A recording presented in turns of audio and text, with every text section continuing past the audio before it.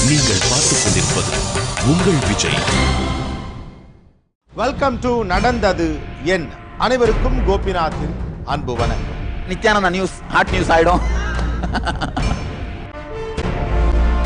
தன் தாயை முதன் முறையா பத்திரிகையாளர்கள் முன் அறிமுகப்படுத்தி வச்சு பேசினாரு நித்யானந்தா.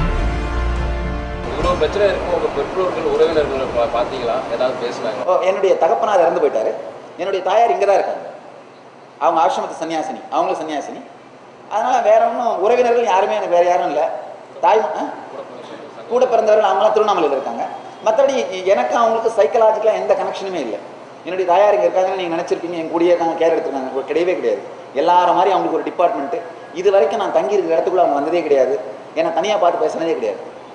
நீங்கள் நம்புவீங்களோ நம்ப மாட்டீங்க, அதை பற்றி எனக்கு கவலை இல்லை. பிரிசன்லேருந்து வெளியில் வந்தப்பறம் ஒரே ஒரு தடவை கூப்பிட்டு நான் கேட்டேன், அம்மா நான் ஏதாவது தப்பு பண்ணியிருப்பேன்னு நினைக்கிறீங்களா அப்படின்னு.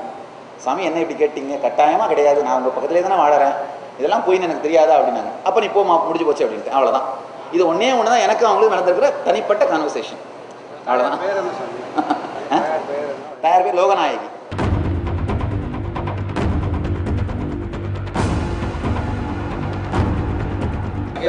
நிறைய பிரச்சனைகள் சந்திக்கிறீங்களா? உங்களுக்கு எந்த மாதிரி உணர்வு உங்களுக்கு இருக்குது? அந்த கவலைப்படுறீங்களா?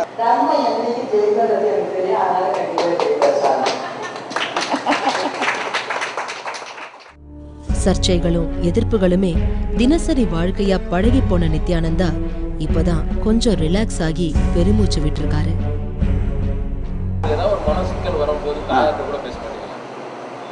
இது வரைக்கும் எனக்கு உண்மையில நான் என்ன சொல்றேன், இதுக்கெல்லாம் ஆனஸ்டான பதில் சொன்னா நீங்க நம்புவீங்களான்னு எனக்கு தெரியலைங்கயா. இது வரைக்கும் எந்த மனச்சிக்கலுமே எனக்கு வந்தது இல்லைங்கயா. எப்படி நீங்க எடுத்துப்பீங்கன்னு எனக்கு தெரியல. எந்த மனச்சிக்கலும் எனக்கு வந்ததில்லை.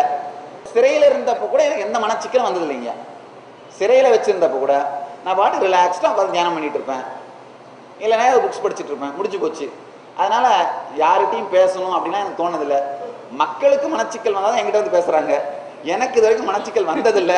அதனால ஆன்மீக அனுபூதி நடந்ததுனால தான் ஸ்ட்ராங்காக இருக்கிறேன். எதை பற்றியும் கவலைப்படுறதில்லை. தெளிவான முடிவுகள் இருக்கிற நடத்திட்டு போயிட்டே இருக்கும் பாருங்க. 1000 தான் ஆகட்டும். இவ்வளோ தாக்குதல்கள் நடந்தும் நடத்தப்பட்டும் என்ன துக்கத்துக்குள்ள ஆழ்த்த முடியலையே உங்களால? இல்ல நான் என்ன செயல்கள் செய்யறேனோ அதை தடுக்க முடியலையே உங்களால? மதுரை ஆதீன பொறுப்புல இருந்து நித்யானந்தாவை நீக்கியே தீரணும்னு தீவிரமா பல அமைப்புகள் போராடினாங்க. ஒவ்வொருத்தரும் பல விதங்கள்ல தங்களோட எதிர்ப்பை தெரிவிச்சிருந்தாங்க.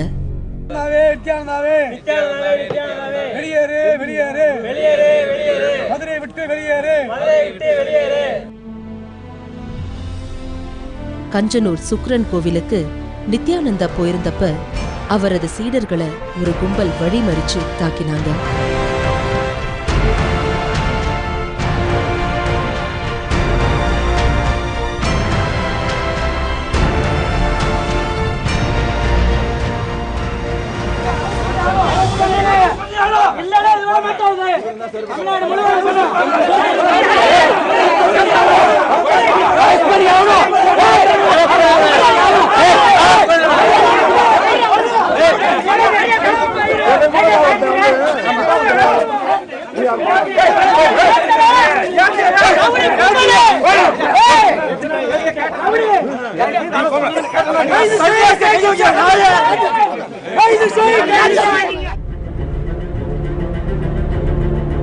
இப்படிப்பட்ட பதட்டமான ஒரு சூழ்நிலையில தான் ஆதீன மீட்பு குழு மதுரை ஆதீனத்தை விட்டு நித்யானந்தா வெளியேற ஒரு நாள் குறிச்சிருந்தாங்க.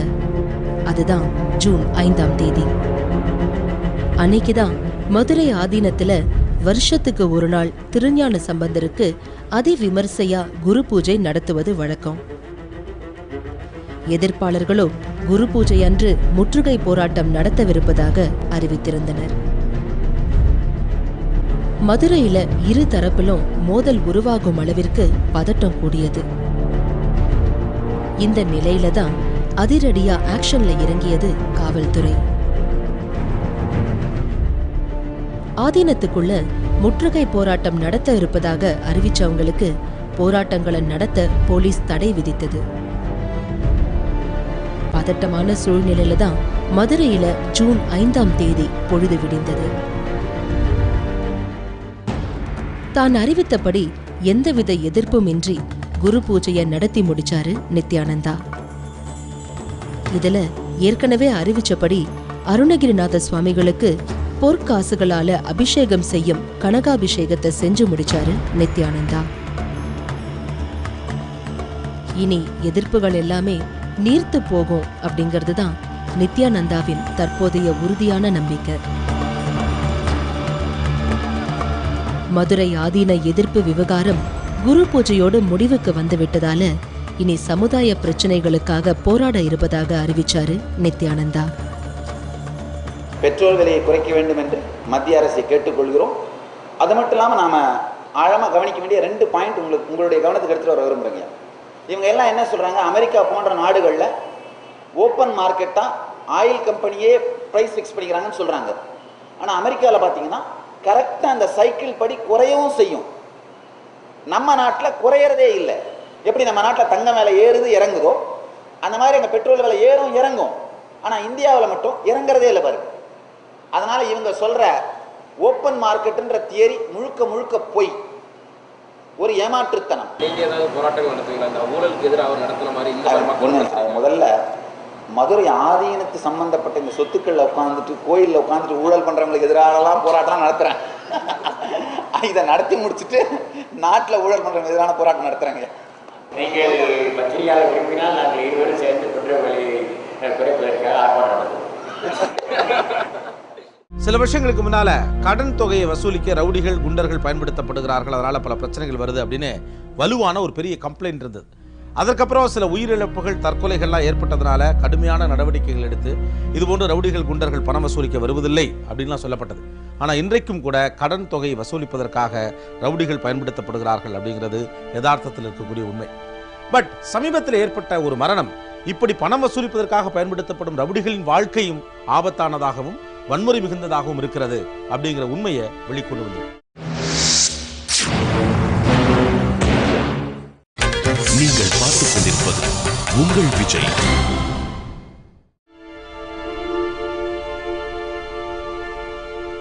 சென்னை பெரம்பூரில் இருக்கும் திருவிக்கா தெரு. சின்ன தெருவாய் இருந்தாலும் எப்போதும் பரபரப்பா இயங்கிக்கிட்டு இருக்கும் இந்த தெரு. இந்த தெருவோட சந்திப்பு பகுதியில் கடந்த மாசம் கொடூரமா கொலை செய்யப்பட்டாரு குமார். இந்த கொலைக்கான காரணத்தை விசாரிக்கும் போது பல பின்னணி தகவல்கள் வெளியாச்சு.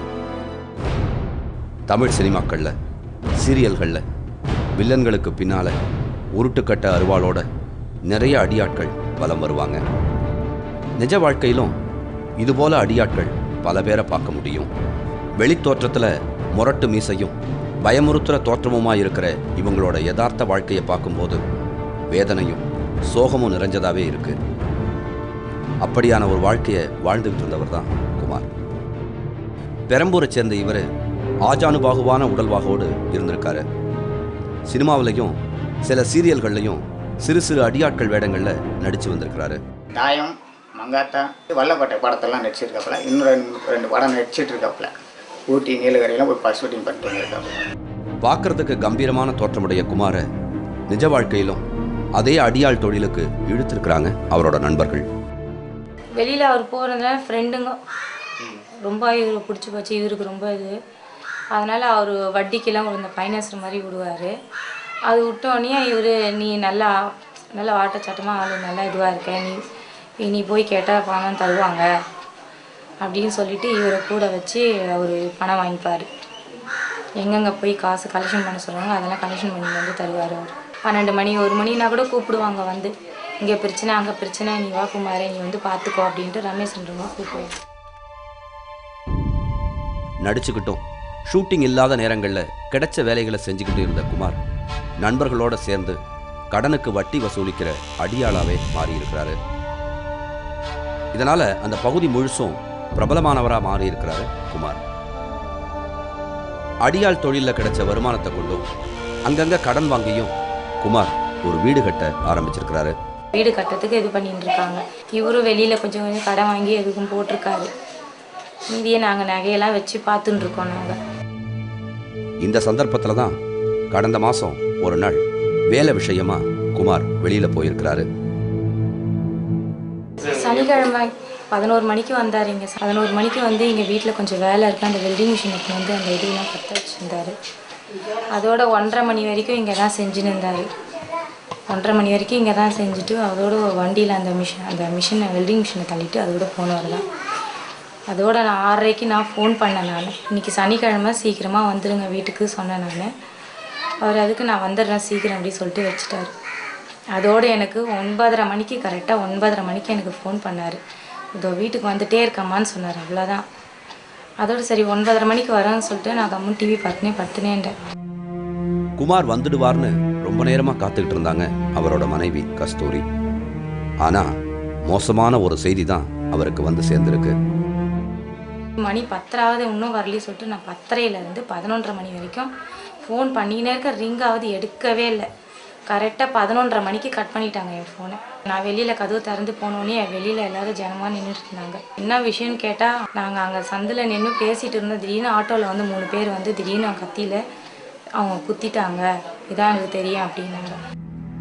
குமார் இறந்து போனதை அறிந்து நிலை குறைந்து போயிருக்கிறாங்க அவரின் மனைவி கஸ்தூரி. ஆள் நடமாட்டம் அதிகமான ஒரு இடத்துல நடந்த இந்த கொலை சம்பவம் அந்த பகுதி மக்கள் கிட்ட மிகுந்த பரபரப்பை ஏற்படுத்தி இருக்கு. குமார் கொலை செய்யப்பட்ட போது அவரோட இருந்தவர் ரவி. குமாரோட நண்பரான இவரை நாம சந்திச்சப்ப அந்த கொடூர கொலையை நேரில் பார்த்த மிரட்சியிலிருந்து மீளாம இருந்தாரு. நடந்த சம்பவம் பத்தி அவர்கிட்ட கேட்டபோது மிகுந்த தயக்கத்தோட பேசினாரு. மாதிரி வீட்டில் கொஞ்சம் வெல்டிங்லாம் பண்ண வாப்பாப்பில் அப்படின்னா வந்துட்டு இங்கே ஃபுல்லாக எல்லாத்தையும் பற்ற வச்சுட்டு இங்கேருந்து ஒரு 12:45 ஒரு 1 மணி டைமில் நாங்கள் கிளம்பி எங்கள் வேலைக்கு போனோம். மதியானத்து மாதிரி வெல்டிங் வேலை சார் போயிட்டு அங்கே வேலையை முடிச்சுட்டு சரி சாப்பிட்லாம் அப்படின்ட்டு போனோம். திடீர்னு என்ன பண்ணால் மாப்பிள்ளை இந்த மாதிரி தலைவர் ஃபோன் பண்ணுறாரு, நான் போய் பார்த்துட்டு வந்துடலான்னு. இது சாப்பிட்டு போயிடலான்டான்னு. இல்லை என்னென்னு பார்த்துட்டு நம்ம அதுக்கப்புறம் போகலாம் அப்படின்ட்டு என்ன பண்ணோம். நேரம் அங்கேருந்து கிளம்பி நம்ம இது திருவாத்தூர் முனையில் இருக்கிற பெரியபாட்டினம் ஒரு ஸ்டாண்டாக ஒரு ரமேஷ் நேற்று இருந்தார். வந்து பேசிகிட்டு இருந்தேன். நான் 2 பேரும் வந்தானுங்க. வந்தவொடனே ஒருத்தன் ஹைட்டாக இருந்தான், ஒருத்தன் குள்ளமாக இருந்தான், இன்னொருத்தன் தேவா. அப்போ எனக்கு அவனுங்க பேர்லாம் எனக்கு தெரியாது. அடிக்கிறதுக்கு வந்தவொடனே நான் பிடிச்சி தள்ளினேன். இப்போ என்ன ஆச்சு பின்னாடி கை நீட்டுரு அப்படின்ட்டு அது தள்ளுறதுக்குள்ளே அந்த ஆட்டோவுக்கு பின்னாடி அந்த இன்னொருத்தன் அந்த குள்ளமாக வந்து நின்று இருந்துக்கிறான். நான் கவனிக்கிறேன். என்ன பண்ணால் நான் இவனுக்கு 2 பேரும் இப்படி தள்ளுறதுக்குள்ளே அந்த ஆட்டோவுக்கு பின்னாடி இருந்து எகிரி கரெக்டாக இந்த இடத்துல ஒரே குத்து தான். குத்துனவுடனே நான் பிடிச்சி தள்ளிவிட்டு அவங்களை பிடிக்க வரதுக்குள்ளே இவன் குமார் கீழே விழுவேன். என்ன பண்ணுறது எது பண்ணுறதுன்னு தெரியல. நாங்கள் ஒரு ஆட்டோ வச்சு ஃபஸ்ட்டு ட்ரீட்மெண்ட் போனோம். அங்கே ட்ரீட்மெண்ட் பார்க்க மாட்டேன்ட்டாங்க. அதுக்கப்புறம் ஸ்டான்லி ஹாஸ்பிட்டல் எவ்வளோ குயிக்காக எடுத்துகிட்டு போனோம். அவங்க என்ன பண்ணாங்க பார்த்துட்டு இல்லைப்பா அவர் இறந்துட்டு இருக்கிறாரு. குமார் இறந்து போனது பற்றி ஊர்க்காரங்களும் சொந்தக்காரங்களும் ஆளுக்காள் தனித்தனி காரணமும் சந்தேகமும் எழுப்பினாங்க. வெளியார் 2 பேர் 3 பேர் வந்து குத்துறாங்க. இவங்க தடுத்துருக்கலாம்ல, தடுக்கலை. இது என்ன ஏதுன்னு எங்களுக்கு சரியாக தெரியல. அவங்க என்ன பண்ணாங்க, யார் பிளான் பண்ணி பண்ணாங்க. ஒரே குத்தில் குத்துறாங்கனாக்கா அது வித்த தெரியாதவங்க இருக்காது, எதனா ஐடியா தெரிஞ்சிருக்கும், அவங்க தான் குத்திருப்பாங்க. திருவிழா தெரு இந்த ஏரியா, அவங்க ஃப்ரெண்டுங்கெல்லாம் இங்கே தான் இருக்கிற இடம். அதெல்லாம் அவங்க ஒன்றா வந்து பேசுறது. ஆட்டோ ஸ்டாண்டு தான் இங்கே தான். அது இந்தமாரி 4 3 டர்னு பாருங்கள். இவ்வளோ ஜனமாட்டம் இருக்கிற இடத்துல வந்து 9:45 மணிக்கு இந்த பிரச்சனை ஆயிருக்குன்னா யாருமே பார்த்துருக்க மாட்டாங்களா? கடன் வசூலிக்கும் அடியாட்களுக்கு இடையில ஏற்பட்ட தகராறு தான் இந்த கொலைக்கு காரணம்னு பொதுவான கருத்தும் சொல்லப்பட்டது.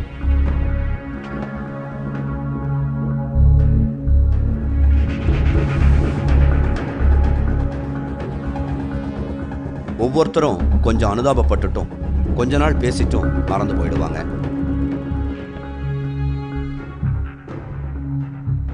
ஆனா குமாரோட மனைவியோ கட்டி முடிக்கப்படாமல் நிற்கிற வீட்டோடும் ஏற்கனவே வாங்கிய கடனை அடைக்க முடியாத நிலையோடும் பிள்ளைங்களை எப்படி வளர்க்கறதுங்கிற கேள்வியோடும் வழி தெரியாமல் நிற்கிறாங்க. கந்து வட்டி மீட்டர் வட்டின்னு அதிக வட்டிக்கு கடன் கொடுக்கறவங்க தான் இது போன்ற அடியாட்களை பயன்படுத்துறதா குற்றம் சாட்டப்படுது. அதற்கான காரணங்களை விளக்கினார் தனியார் வங்கிகளால் பாதிக்கப்பட்டோர் பாதுகாப்பு கழகத்தை சார்ந்த பாபு. ப்ரோ நோட்டு இல்லை செக்கு இதெல்லாம் பிடிமானமாக வாங்கியிருந்தாலும் சட்ட ரீதியாக அவங்க போக மாட்டாங்க. இந்த பணத்தை வந்து குறுகிய காலத்தில் வசூல் பண்ணணுங்கிறதுனால அடியாட்களை பயன்படுத்துவாங்க. இந்த அடியாட்களை பயன்படுத்துறதுங்கிறது வந்து எந்த எல்லைக்கும் போவாங்க. உளவியல் ரீதியாக பார்த்தீங்கன்னா அவங்களுடைய மிடில் கிளாஸினுடைய தன்மானத்தை வந்து தூண்டுற மாதிரி மரியாதை குறைவான பேச்சுக்கள், அசிங்கமான வார்த்தைகள், குடும்பத்தை வந்து அவமானப்படுத்தி பேசுகிறது, இந்த மாதிரியான செயல்கள் செய்யும்போது இதனுடைய உச்சகட்டமாக வந்து இவங்க கோபப்பட்டோ இல்லை அவங்க கோபப்பட்டோ நிறைய வந்து கொலைகள் இப்போ சமீபமாக நடந்துகிட்ருக்கு. இந்த மாதிரி கடன் வசூல் பண்ணுறதுக்காக பயன்படுத்தக்கூடிய ஆட்கள் யாருன்னு பார்த்தீங்கன்னா, பகலில் ஒரு வேலை செய்வாங்க, இரவில் ஒரு வேலை செய்வாங்க. இப்போ பார்த்தீங்கன்னா சினிமா துறையில் இருக்கக்கூடிய இந்த சண்டை பயிற்சி அப்படின்னு சம்மந்தப்பட்ட உடல் கட்டுறுதியாக இருக்கிறவங்க, பார்த்தாலே உருவத்தை பார்த்தா பயப்படுற அளவுக்கு இருக்கிறவங்க, இவங்களையெல்லாம் பயன்படுத்துறது. இன்னும் ஒரு சில ஃபைனான்சியர் பயன்படுத்துறது எப்படின்னா, இந்த காய்கறி மூட்டைகள்லாம் எடுத்து போயிட்டு வரக்கூடிய அந்த கோயம்பேடு மார்க்கெட்டில் இருக்கக்கூடிய கட்டுமஸ்தான ஆட்களை வந்து அடியாட்கள் மாதிரி பயன்படுத்துறது. இதனுடைய விபரீதம் தெரியாமல் இந்த மாதிரி ஆட்கள் வந்து இந்த லைனுக்குள்ளே வந்து போகிறாங்க அப்படிங்கிறதே வந்து இன்றைக்கி நடைமுறையில் இருக்குது. நீங்கள் பார்த்துக் கொண்டிருப்பது உங்கள் விஜய். வெல்கம் பேக் டு நடந்தது என்ன. ஒரு குற்றம் நடந்த பிறகு ரவுடிகளோ குண்டர்களோ கைது செய்யப்படுறாங்க. ஆனால் இந்த ரவுடிகளையும் குண்டர்களையும் பயன்படுத்தினவங்க அல்லது இவங்களை தூண்டி விட்டவங்க யாரோ அவங்க வெளி உலகத்திற்கோ வெளிச்சத்திற்கோ பல நேரங்களில் வர்றதில்லை. சட்டத்தின் கையால் தண்டிக்கப்படுவோம் அப்படின்னு தெரிஞ்சும் இது போன்ற வேலைகளை செய்யக்கூடியவர்கள் அவங்க வாழ்க்கையாவது நிம்மதியாக இருக்காங்களா அப்படின்னு பார்த்தா அதுவும் இல்லை. ஆபத்து எப்போது வரும் அப்படிங்கிற பயத்தோடும் துன்பத்தில் உழண்டு கொண்டும் தான் இவர்களுடைய வாழ்க்கை கழிக்கிறது. எளிதான வேலை, அதிகமான வருமானங்கிற ஆசையில் கடன் வசூலிக்கிற அடியாள் வேலைக்கு பல இளைஞர்கள் வர தொடங்கியிருக்கிறாங்க. இவங்களை கொண்டு சட்டவிரோதமான செயல்களை வட்டிக்கு கொடுக்குறவங்க செய்கிறதா சொல்கிறாரு பாபு. பொதுவாக ஃபினான்ஷியர் வந்து நேரடியாக வந்து அவங்க வசூலுக்கு வரமாட்டாங்க, அடியாட்களையும் கூலிப்படையும் தான் அனுப்புகிறாங்க. இந்த அடியாட்கள் கூலிப்படை வந்து ஒரு சில வீடுகளில் வந்து உள்ளேயே வந்து உட்காந்துக்கிட்டு காலையில் வந்து உட்காந்தாங்கன்னா எங்கள் பணத்தை கொடுத்தீங்கன்னா தான் நாங்கள் வெளியில் போவோம் அப்படிங்கிற மாதிரி சாயந்தரம் வரைக்கும் உட்காந்துக்கிட்டு அவங்கள ரொம்ப கஷ்டப்படுத்துகிறதோ வகைகளும் உண்டு. இன்னும் ஒரு சில வீடுகளில் பார்த்திங்கன்னா குடும்ப நபர்கள், அதாவது பள்ளிக்கூடம் போகிற பையன் பொண்ணு இவங்களையெல்லாம் கடத்தி வச்சு பிணைய கைதியாக வச்சுக்கிட்டு எங்களுக்கு சேர வேண்டிய பணத்தை கொடுத்தீங்கன்னா தான் நாங்கள் வந்து உங்கள் குழந்தைங்களை விடுவோம், நீங்கள் போலீஸுக்கு போனீங்கன்னா குழந்தைங்க உயிருக்கு ஆபத்து அப்படின்னு அச்சுறுத்துறவங்களும் உண்டு. இந்த ஃபினான்ஷியர் யாருமே வந்து பார்த்திங்கன்னா சட்ட ரீதியாக, அதாவது வந்து அவங்க பிடிமானமாக எடுத்து எழுதி கொடுத்த பத்திரங்களோ இல்லை வந்து காசோலைகளையோ பயன்படுத்தி சட்ட ரீதியாக முடிஞ்ச அளவுக்கு போக மாட்டாங்க. இந்த மாதிரி அடியாட்களை வச்சு மிரட்டி பயமுறுத்தி இந்த மிடில் கிளாஸாக இருந்தாலும் சரி இல்லை அப்பர் மிடில் கிளாஸாக இருந்தாலும் சரி இவங்களுடைய தன்மானத்தோடு உரசும் போது பணம் வந்துடும். இல்லை அப்படின்னா எப்படியும் எந்த சூழ்நிலையிலையும் வந்து நம்ம மானத்துக்கு பயந்தாவது அவங்க எந்த சூழ்நிலையிலும் பணத்தை கொடுத்துருவாங்க அப்படிங்கிற ஒரு சூழ்நிலை உண்டாக்கி தான் பணத்தை வசூல் பண்ணுறாங்க.